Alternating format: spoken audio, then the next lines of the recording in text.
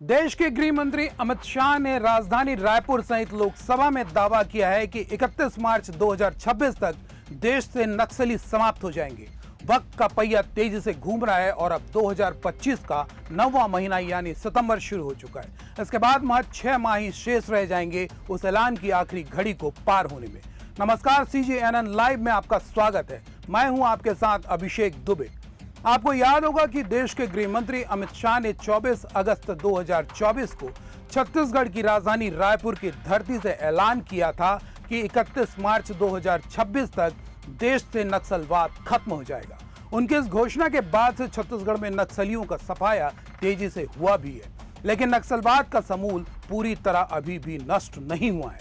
हालांकि डेडलाइन पूरा होने में अभी 6 माह का समय बाकी है, तो छत्तीसगढ़ में एक बार फिर ऑपरेशन को लेकर बैठकों का दौर शुरू हो गया है। देखिए पूरी रिपोर्ट। छत्तीसगढ़ में मानसून की वजह से नक्सल ऑपरेशन की गति धीमी पड़ी हुई थी, तो दूसरी तरफ नक्सली बस्तर में शिक्षा दूतों का गला काटकर अपनी मौजूदगी का एहसास कराने में लगे रहे। नक्सलियों की इन गतिविधियों ने गृह मंत्री अमित शाह और छत्तीसगढ़ की विष्णुदेव सरकार को एक बार फिर सुई चुभोने का काम किया है।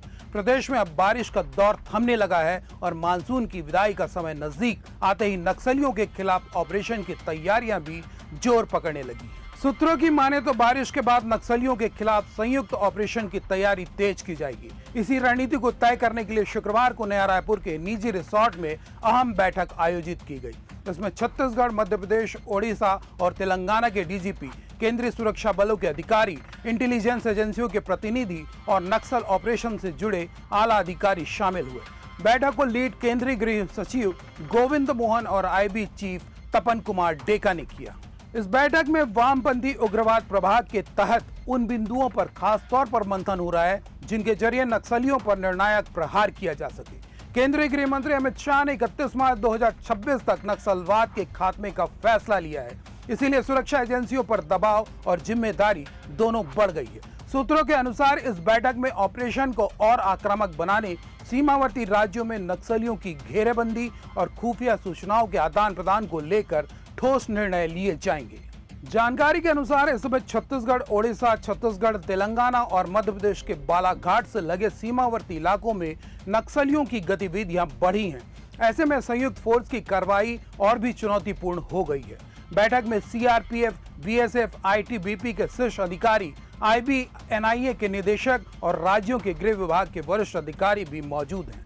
अधिकारियों के अनुसार नक्सलियों के खिलाफ चलाए जाने वाले ऑपरेशनों को पूरी तरह इंटेलिजेंस बेस्ड बनाने पर जोर दिया जा रहा है। IB की खुफिया रिपोर्ट के आधार पर फोर्स को मूव किया जाएगा ताकि जंगलों और सीमावर्ती क्षेत्रों में छिपे नक्सलियों पर प्रभावी कार्रवाई हो सके। इसके अलावा नक्सल प्रभावित राज्यों के बीच बेहतर समन्वय और समय पर सूचनाओं के आदान प्रदान की प्रणाली विकसित करने पर भी गहन चर्चा हो रही है। अधिकारियों का मानना है कि यदि यह तंत्र मजबूत हो जाए तो नक्सली किसी भी क्षेत्र में सुरक्षित ठिकाना नहीं बना पाएंगे। नक्सल मामले को लेकर आपके अपने विचार क्या है? क्या समय सीमा के भीतर नक्सलवाद का खात्मा हो पाएगा? आप अपनी राय हमारे कमेंट बॉक्स पर लिख सकते हैं और आपने अभी तक हमारे चैनल को सब्सक्राइब नहीं किया है तो बिल्कुल देर न करते हुए लाइक और शेयर के साथ सब्सक्राइब बटन को दबा दें। नमस्कार।